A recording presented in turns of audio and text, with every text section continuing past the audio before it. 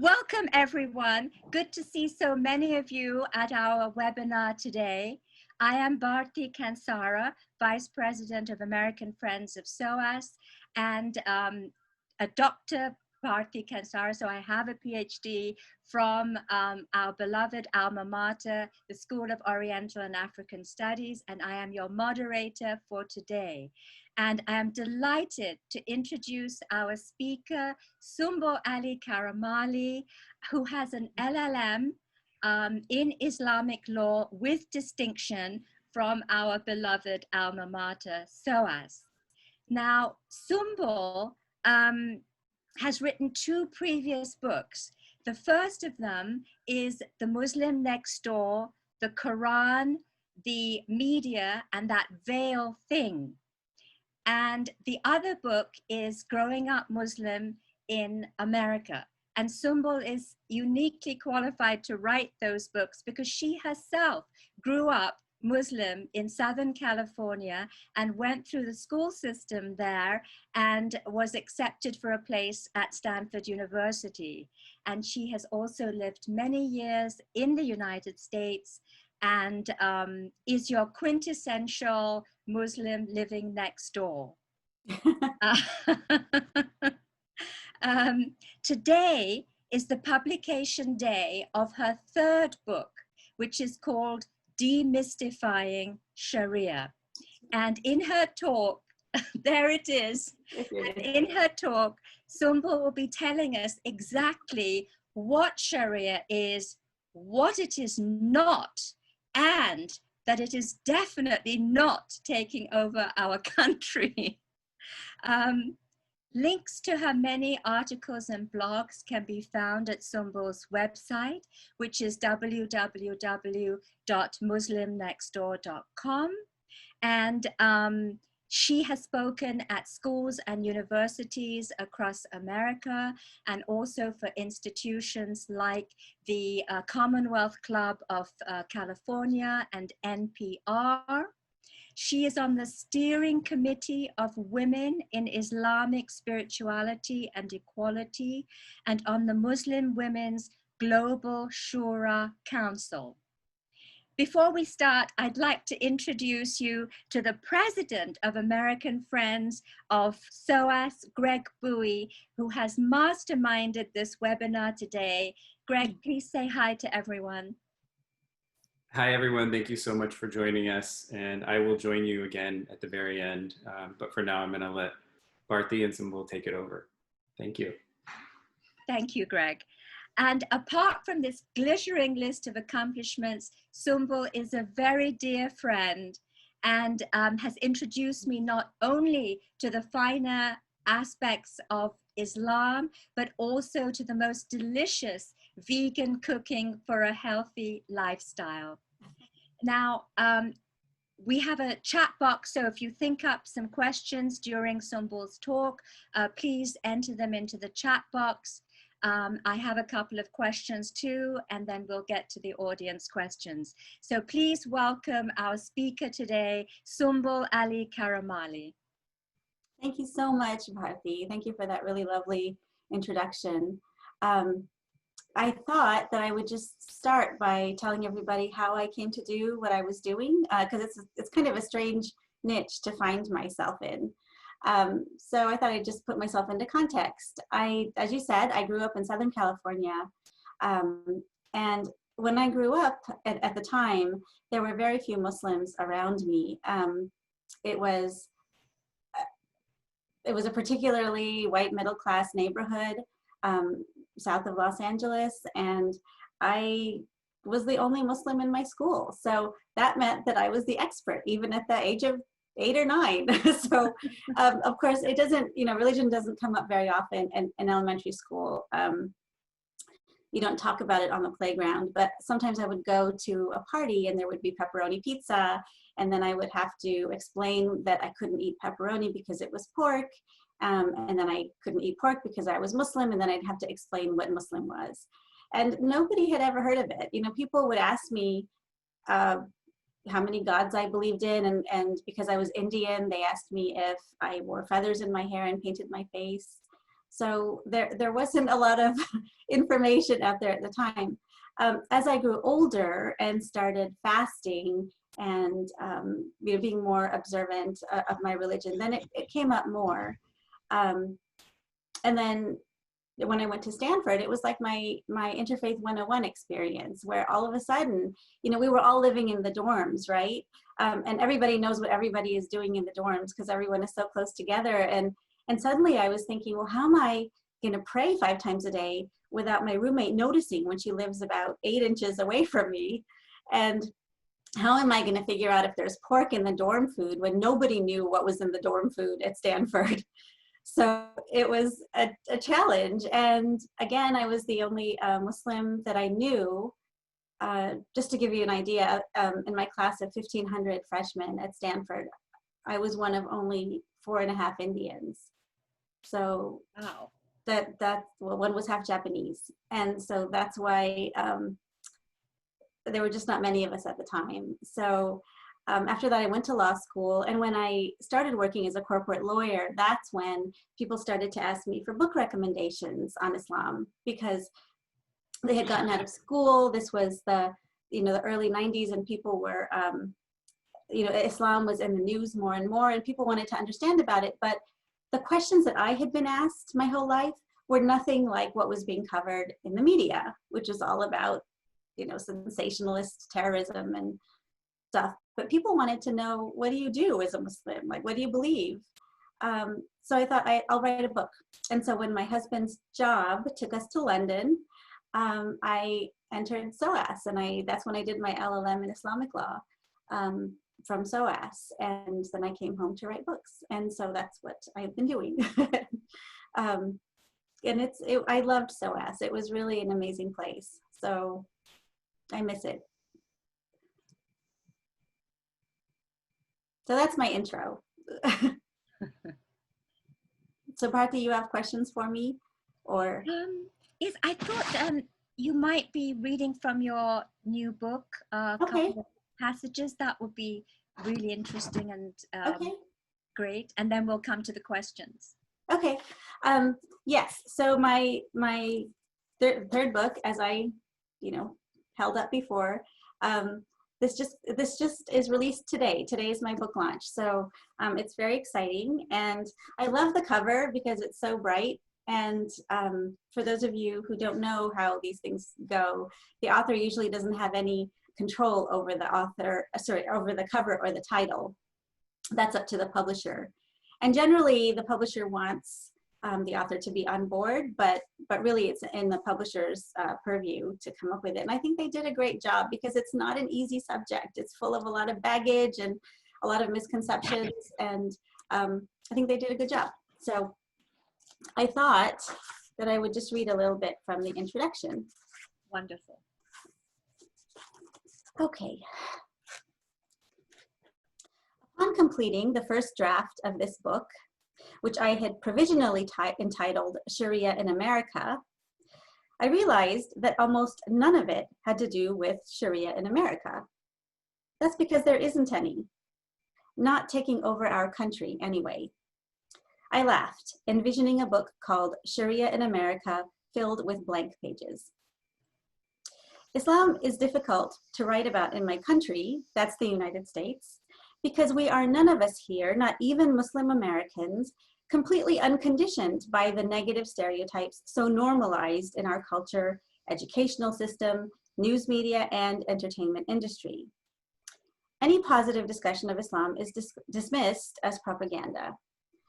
I often ruminate on how Muslims are perceived to be aliens from Star Trek's evil parallel universe, the mirror universe, where mass murder, despotism, and conquest are the norm, as opposed to the real non-Muslim universe, which we rosily view as valuing peace and cooperation.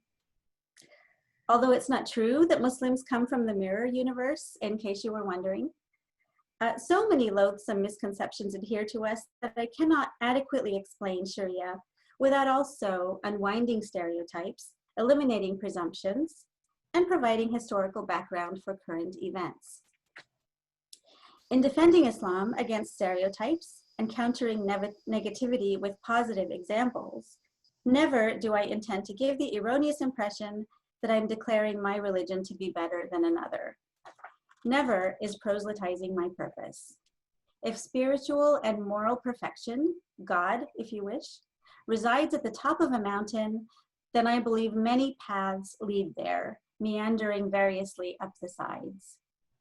As the Quran says, to me my religion, to you yours. Okay, that's all. I don't like to read too much because I think it gets boring. Okay, well, thank you so much, Sumbul, for giving us a little taste, flavor of your book.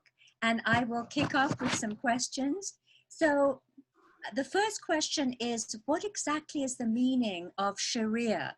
Some learned scholars describe it as the path to water, which is a metaphor for the path to life. Others say it refers to a rigid and strict legal system. So how do you define Sharia, Sumbul?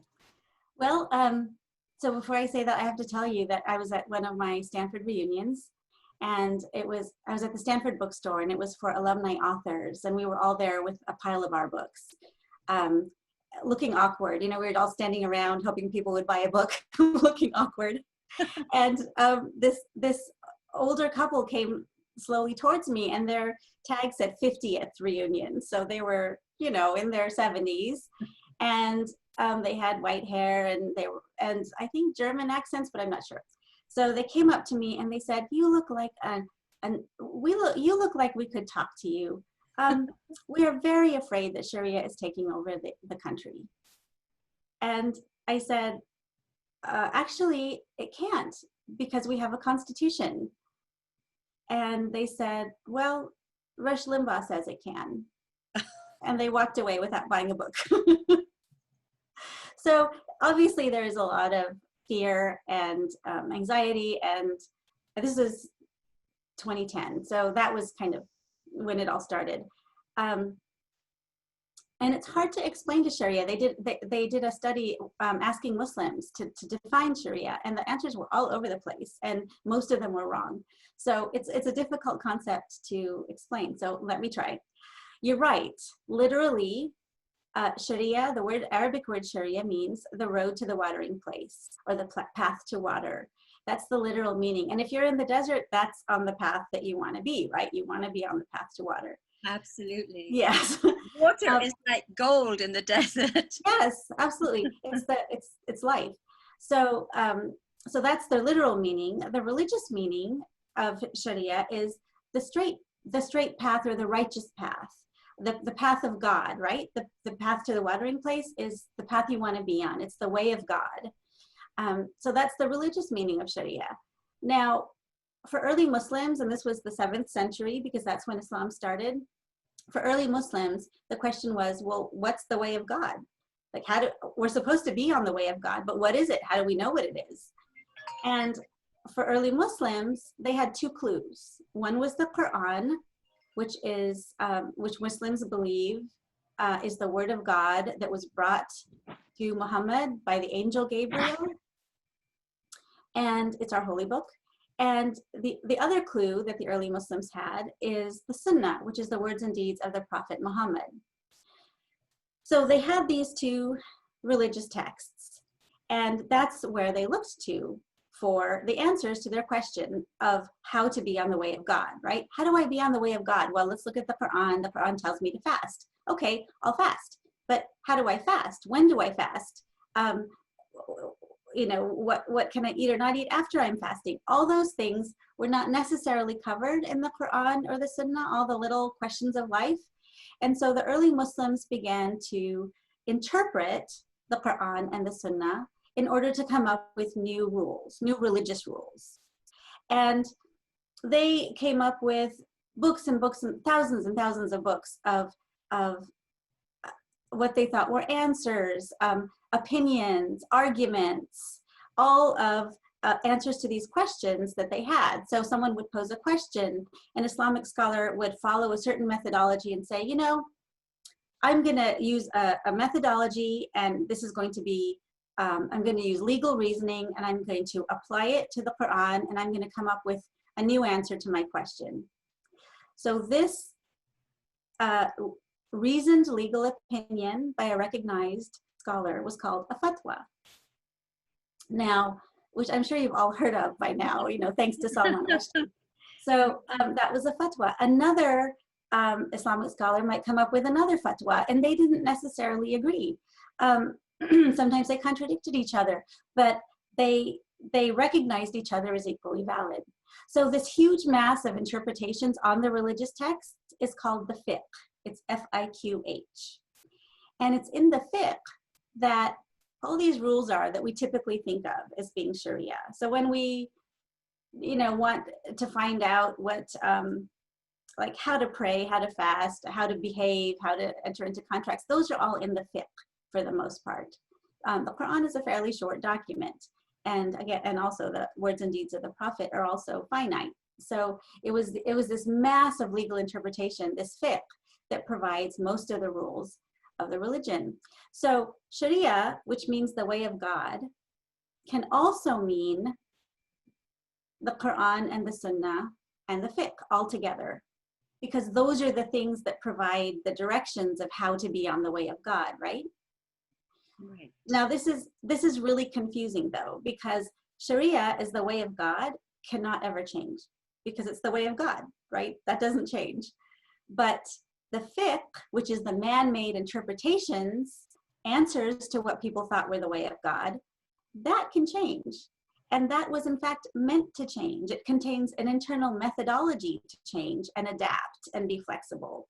So the problem comes in when people think Sharia is unchanging.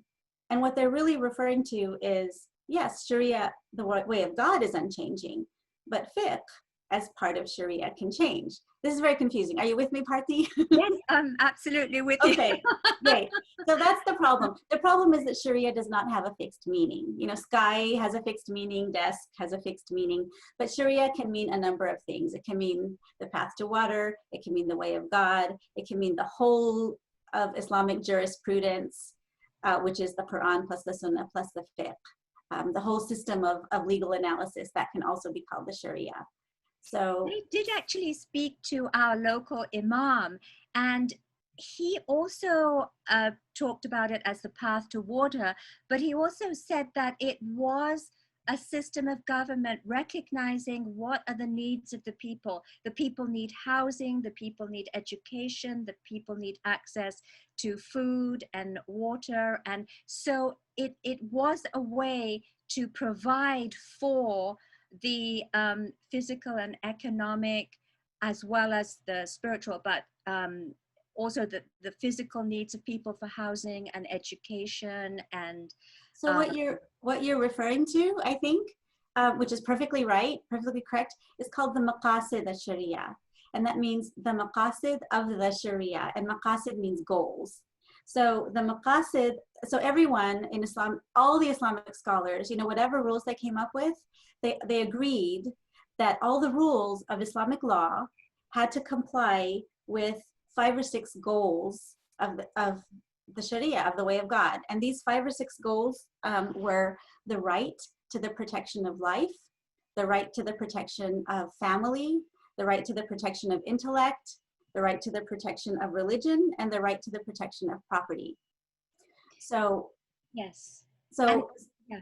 For me, that sounds to me, I mean, I'm a lawyer, so that sounds to me a lot like our US constitutional principles. Yes, I think so. And I think historically also, if we go back in time to the sort of peak, you know, periods of Muslim rule, it was a very enlightened rule. You know, we think of Islamic government as kind of autocratic and despotic, but there were periods of Islam when it was actually more enlightened than in Europe during a similar period of time. So it does define regulations and laws for the correct conduct of society. So let me say, most of the Sharia, and in this I'm including Quran and Sunnah and fiqh, right? Most of all that has to do with personal religious conduct. The vast majority of the Sharia has to do with personal conduct, like prayer and fasting and charity and pilgrimage and all those things that are about having to live a religious life. Very, very little, I mean, a minority part of it actually has to do with what we think of as law. And the Quran itself is not a legal document. It you know, very few, relatively few verses actually have to do with what you might consider law. Most of it is general principles, like, you know, give to charity, be, you know, worship God. You know, they're very general, kind of universal principles. Right. So, but what you were talking about in terms of the system, so what the way it was struck, Islamic lands, how Sharia developed is that you had a ruler and you had religious scholars who were developing Sharia. So, and at the beginning, these were just like people who were interested and wanted to study it. And what they would do is they would study the law, and somebody would come to them. Like if I were somebody and I wanted to get a divorce from my husband, then I would go to one of these religious scholars and say, well, what does my religion say about this? Like, can I divorce him or not? And so the mufti, the religious scholar, would read all the religious texts. He would read the fiqh books. He would come up with an answer to this question. And this was happening all over Muslim lands, right? There were people asking questions of lots of muftis all over, and they were entering their answers into the fiqh, into the books. And that's how the law was developing little by little. And so one of the key ways that Sharia is different from our modern law of the nation state is that, like, law in the United States or any other country comes from the top down, right? Yes. And whereas Sharia came from the bottom up. It was formed by lots of muftis answering questions that were presented to them, answering religious and legal questions that were presented to them. Also, in Sharia is a pluralistic law, which means there was no one law. Like sometimes we have only one law in the United States governing a particular subject, right? But because Sharia was made by different muftis at different times in different places, you had a variety of laws. You had a pluralistic law, and that meant that it was flexible. And also because custom and traditions were typically taken into account in developing the law, it was also flexible and pluralistic. It was pluralistic, but it was also flexible, and it could adapt because it could adapt to different circumstances and different customs. So for example, that's a really important point, because I think people have a stereotype of Sharia as a very rigid and you know, very strict code from which there is no deviation. But historically, it has been interpreted by different Muslim governments in very different ways. And often it has been the source of enlightened government, because it stipulates, this is according to our local imam, preserving life and preventing murder, faith and prayer 5 times a day, non-alcohol, and the right to property and non-stealing. But I did want to ask about the honor code, because Sharia has come to be identified, sadly, with honor killings of young women associating with men not chosen by the family elders for marriage, or killings of family members of a clan with whom another family member is in dispute. After all, honor killings have occurred in Europe for centuries whenever a woman was seen to bring shame onto her family. The most famous example of this is, of course, Shakespeare's star-crossed lovers, Romeo and Juliet, whose families were rival clans who could not tolerate their union. So what is the relationship of Sharia with honor killings? And can you shed some light on this? Yes, yes. So I want to go back just for a minute and to something previously that you said. I want to say that Sharia is a flexible and adaptable system. It's a system of interpretation. and we can get to this later, but what we think of as modern countries implementing Sharia, that simply isn't true. I mean, the Sharia, the way it was developed and actually worked in society for over 1,000 years, that's actually gone. Sharia is not the law of the land anywhere in the world anymore. And we can talk about this later, why that's true. But, and certainly, you know, I'm never saying that it's perfect. You know, I'm never saying that there aren't outdated parts. I mean, let's remember that this was, that these religious interpretations were made by men. And I mean, men of late antiquity. They were not especially enlightened in a lot of ways, and there was no concept of women's rights, for example. So you have to remember that, and it's the same with all religions. You know, they were developed a long time ago in different circumstances in antiquity, and a lot of those things are outdated. You know, every religion has outdated bits. The thing that people don't realize, and even Muslims don't realize, is that Sharia wasn't meant to be stagnant and stuck in the medieval times. It was meant to adapt to changing time and circumstances. And if it hasn't, then I think that's a tragedy. Now, going back to honor killings. Question from the chat box, which I think is quite relevant to our discussion. So the question is from IOMIC to all panelists. You have said that there are 6 principles of Sharia: the right to the protection of life, the right to the protection of family, etc. Why are the 6 principles all about protection? Why not simply say the right to life, the right to a family, the right to education, and as our local imam was saying, the right to housing and, you know, food and everything good government provides. So the right to protection sounds a little threatening. I'm not quite sure about that. Yes, I didn't mean it to be threatening. In fact, sometimes, a lot of times they are just the right to life. I mean, they're probably most commonly articulated as the right to life, the right to family, the right to religion, the right to property, and the right to human dignity. I mean, that's right how they're usually education, the right to having intellect, supplies, and so really it's part and parcel of good governance. But this question is asking, why not simply say, why say the right to protection of all these things? Why not say the right to life, family, education? Yes, and I'm saying you can say it that way. In fact, it is often said that way. I just happen to say the right to the protection. So what I meant by it's just a different articulation of words. You can, you know, if you said it finds that a little threatening for someone. No, if you said the right to life and the right to property, that would be absolutely accurate. That would be the maqasid al-Sharia. The only reason I said protection is that in my mind, I'm thinking everyone has the right to have the protection of their life. Like I have a right to have my life protected. Exactly. And I have a right to have my family protected and my intellect protected. So that's why I phrased it that way. But and that's why it's the same. Governance is the basis of Sharia, because you have a right to your home, not, you know, people not stealing things from your home. You have a right to security, to education, to housing, to food.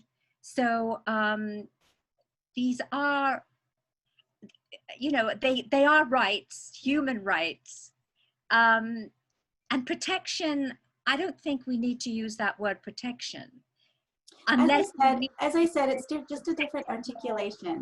You know, in your civil rights.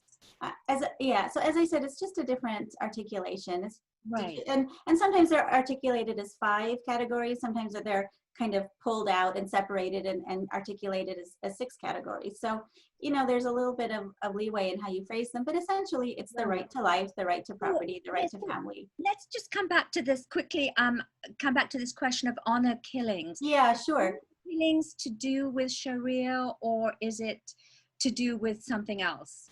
Yeah, so honor killings, as Bharti said, is when it's a person, usually a woman, is killed by her family members because she has been perceived to bring shame on the family, or she's perceived to have besmirched the honor of the family.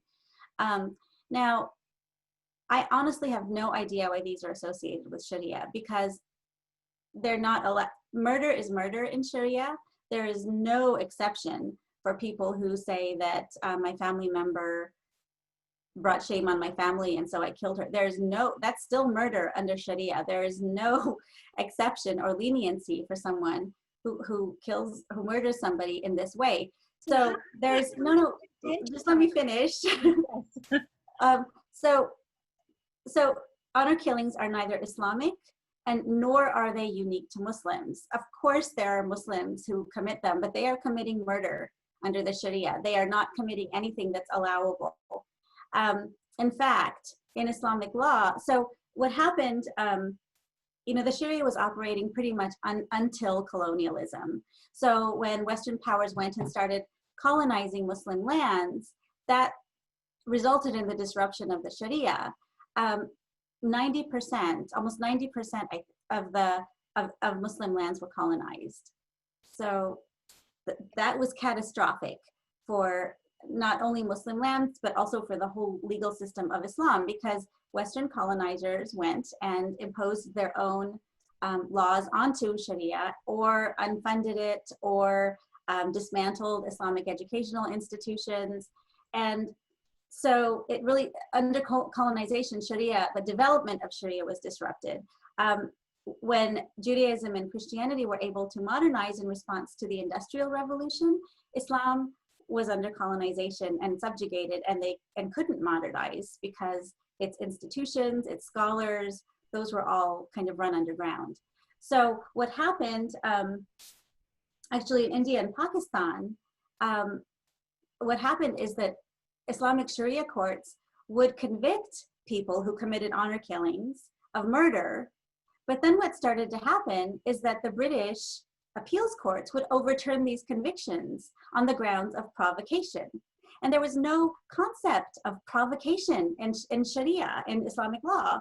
And yet, the British courts started overturning it. And in fact, that's where the laws came from, that, these laws that are very lenient towards people who commit honor killings, they didn't come from Sharia. So actually in Italy, the law was very lenient towards perpetrators of honor killings until as we know from Romeo and Juliet. Yes, until the 1980s. In Brazil, until 1991, it was actually a legal defense to say that, I just killed her because she brought honor, she besmirched my honor and brought shame to the family. That was actually a legal defense in Brazil until 1991. So these laws have existed everywhere in the world.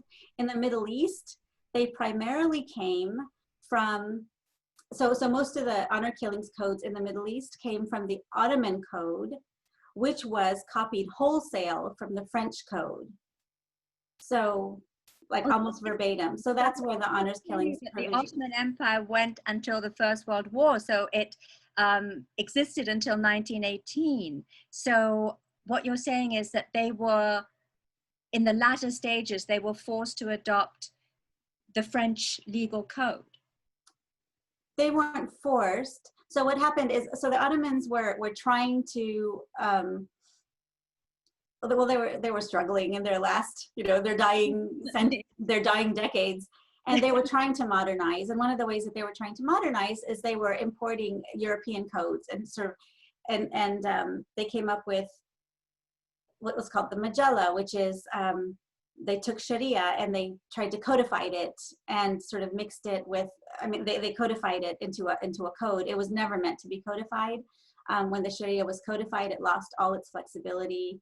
It became more sexist because when you're just picking one rule from many, you're going to pick the one that helps you as a man instead of the ones as a woman. But anyway, so the Ottoman, I don't remember the dates, but I think it was, so the Ottomans started enacting these civil codes, which were essentially based on the French code.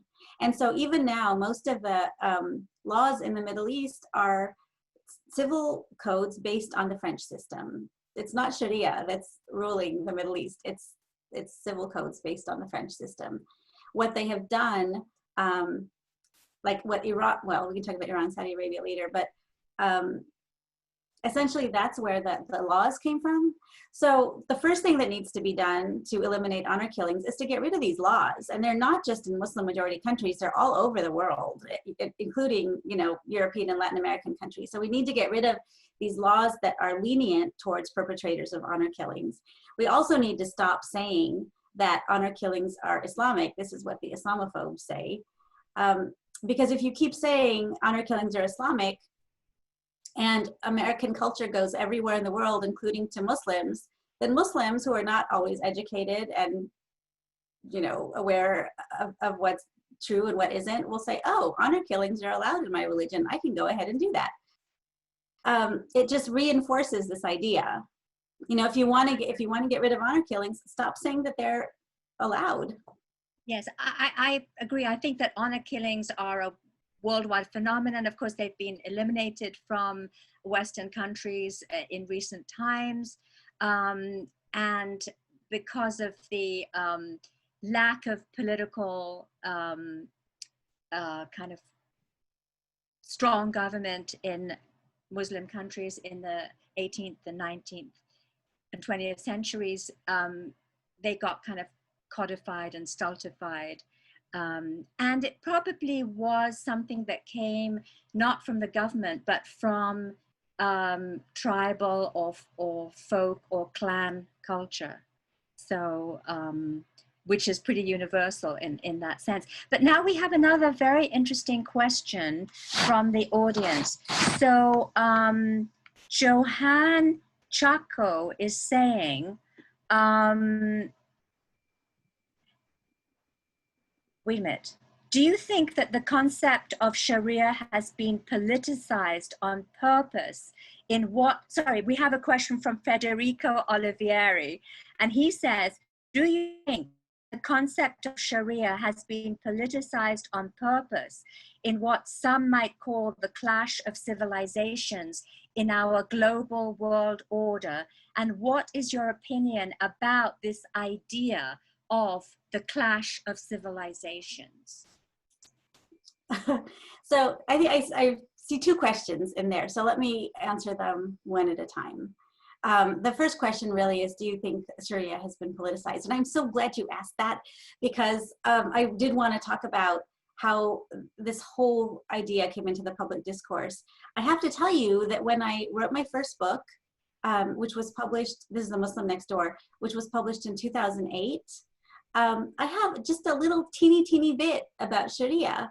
You know, it's like at most a paragraph, maybe half a paragraph. I mean, that's all I have. Why don't I cover Sharia in The Muslim Next Door? Because it was a non-issue in 2008 and before when I wrote it. Sharia is an Islamic term of art. You know, it's an academic term.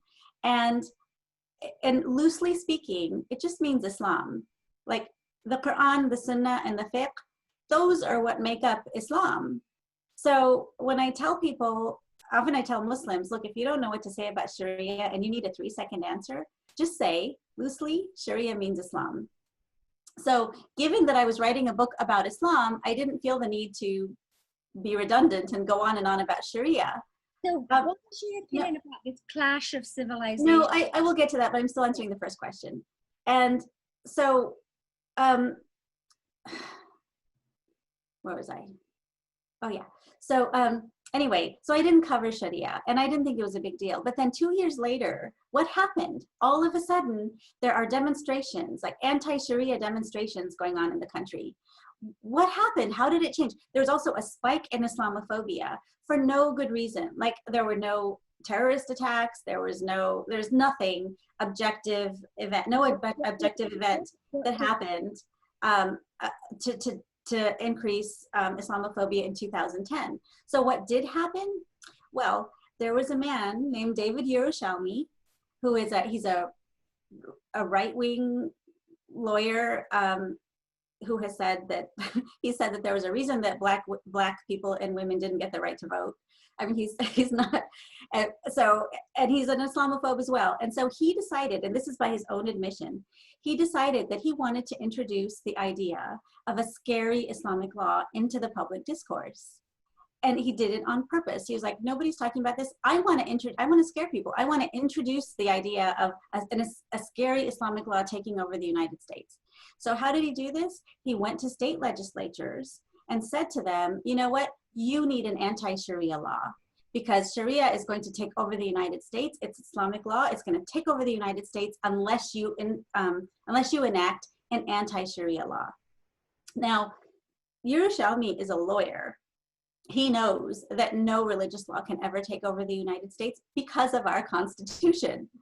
And it didn't matter to him. He says, that's not the point. The point is to introduce a scary Sharia. And he was amazingly successful, and he got paid a ton of money for it. And to date, 14 American states have implemented anti-Sharia legislation, which is a colossal waste of time and resources, because we don't need it. And in fact, it is causing problems, because it is interfering with the way that our court system works. Our court system does take into account foreign law, but because of these anti-Sharia statutes, it is having problems. Courts are having problems taking into account foreign law the way they always have done. This still needs to be litigated in the courts, but the American Bar Association came out totally forcefully saying that these laws are constitutionally wrong. They violate the US Constitution. They need to be gotten rid of. But that's what happened. That's what introduced this idea of Sharia as taking over the United States into the public discourse. It was a very deliberate thing. And our current administration so these Islamophobes have the ear of our current administration. So where does the American Bar Association stand? Is it anti-Sharia? Is it No. looking at Sharia as a problem, or is it in terms of religious family law, is it willing to accept Sharia to a certain extent? What is the No, that's not how the law works. So that's not how it works. The American Bar Association doesn't say this law is better than another law, or in the United States, if two people agree to have any law govern their contract. If I enter into a contract with you and I say German law is going to govern our contract, and then we have a dispute and we take it to court, the courts will say, you agreed that German law is going to govern your contract, and so we're going to apply German law to your contract, even though we're an American court. So that's how it works. There is no discriminating against a particular religious law or a particular law. That is not constitutional. So Sharia, it's the same as halakha. Sharia is very similar to Judaic law. Islamic law is very similar to Judaic law in structure. And Orthodox Jews have been for a long time, going to Jewish tribunals to get their disputes settled under Judaic law. And that is perfectly okay. That is true in the UK as well as in the United States. So the American Bar Association is very much against the anti-Sharia laws in this country. They're very much against these laws that try to prohibit Sharia because they are unconstitutional.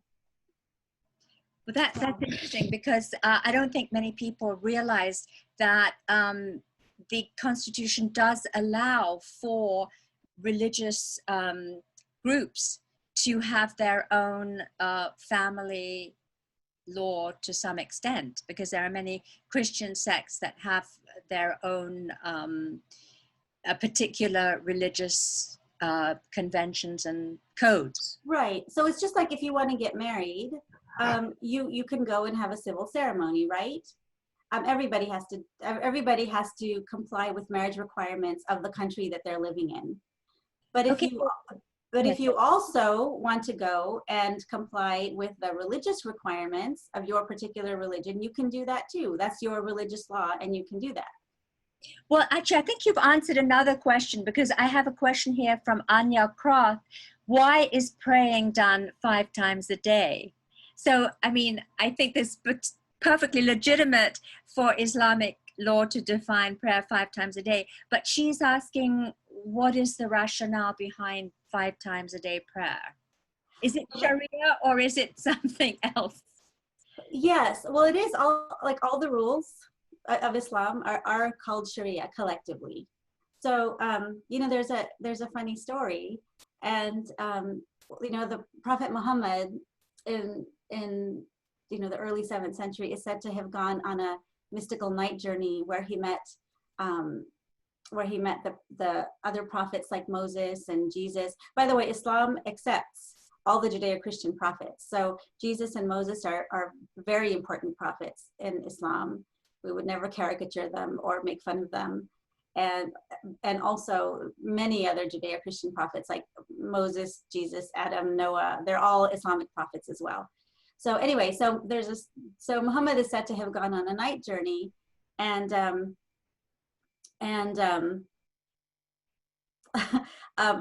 story goes that God told Muhammad that his followers should pray 500 times a day.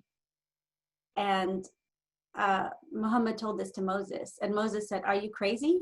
Your followers are never going to pray 500 times a day. Go back and say that this is not possible." So Muhammad went back and said, "No, my followers are not gonna, please, can you reduce the amount of prayers that my followers have to pray?" And so God said, "Okay, 50. They can pray 50 times a day."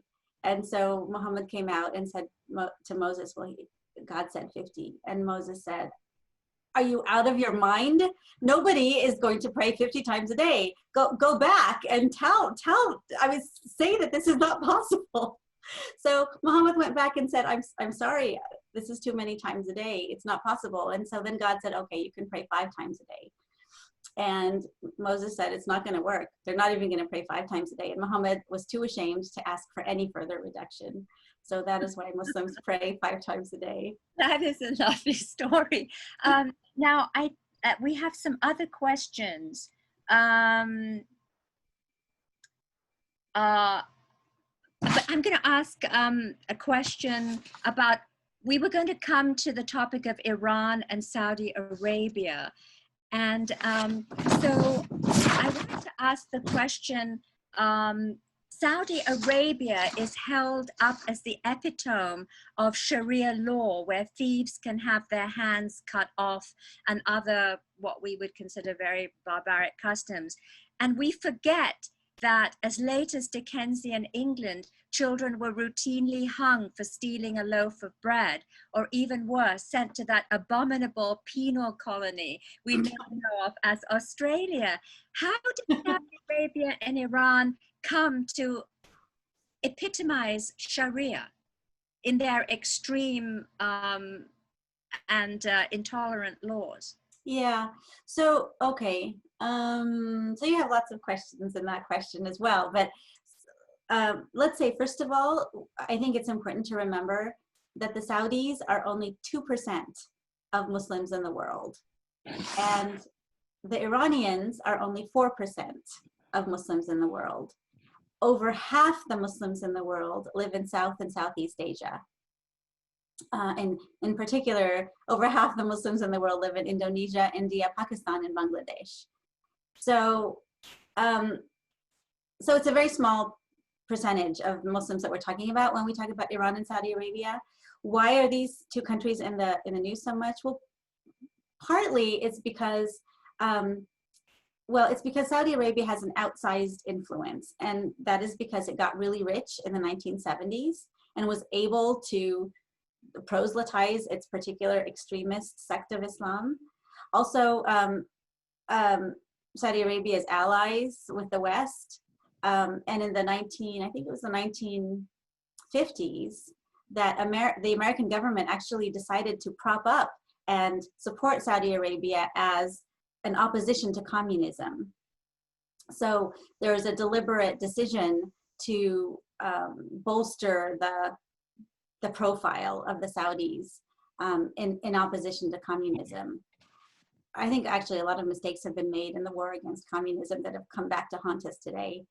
But neither Iran nor Saudi Arabia, so I've said before that Sharia is not the law of the land anywhere in the world. The way it was practiced with its institutions and judges and its system, that is not the institution, that is not the law of the land anywhere in the world. In Iran, there is a constitution and there is a civil code. what the Iranians have done is basically take Islamic sounding provisions and tack them on to their civil code. That's not how Sharia was supposed to work. In Islamic history, the institutions that governed were always separate from the institutions that made the religious law. So there wasn't a hugely strict separation of religion and state, because in antiquity, everyone's citizenship was kind of dependent on their religion. But there was much more separation of church and state than there was in Europe. So Iran is really an experiment where Ayatollah Khomeini came up with a new theory of governance where he said, you know, I think the religious scholars should govern. This is the first time in 1400 years of Islamic history that religious scholars have ever governed a country. So it is not. Why is there this close relationship in Saudi Arabia between the monarchy, the House of Saud, and the Wahhabi extremist religion, and in Iran again, the identification of state and church? Yeah, so throughout Islamic history, Muslim lands were not theocracies. And this is, I think, a common misconception.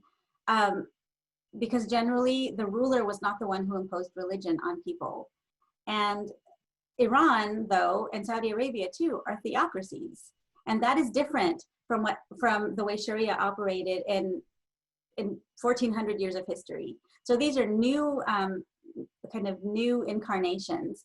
The Saudis, I have to say, are the official religion of Saudi Arabia is Wahhabism, and Wahhabism is a new movement. It only came up in the late 18th century, and it was a fanatical extremist movement that would have faded away, except that the Al Saud family, which wanted to take over Saudi Arabia, which wanted to found Saudi Arabia, entered into a partnership with the Wahhabis.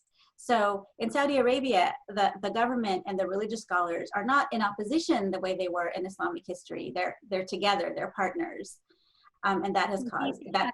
Aberrations from the ideal situation. Yeah, so, and you were asking, Bharti, about the harsh punishments. And the thing is that neither of these countries, neither Iran nor Saudi Arabia, can possibly be applying the law around punishments the way it was supposed to be applied, because there were so many restrictions that these harsh punishments were almost impossible to actually implement. So, you know, in the over 500 years of the Ottoman Empire, there was only one person who was executed for adultery. And this is in pre-modern times, yet for over 500 years, only one person was executed for adultery. And even that was a politicized event and much criticized. Actually, we're running out of time. I think we could go on talking, and this has been a fantastic conversation. But I would love to ask you one more question from Noah Howard.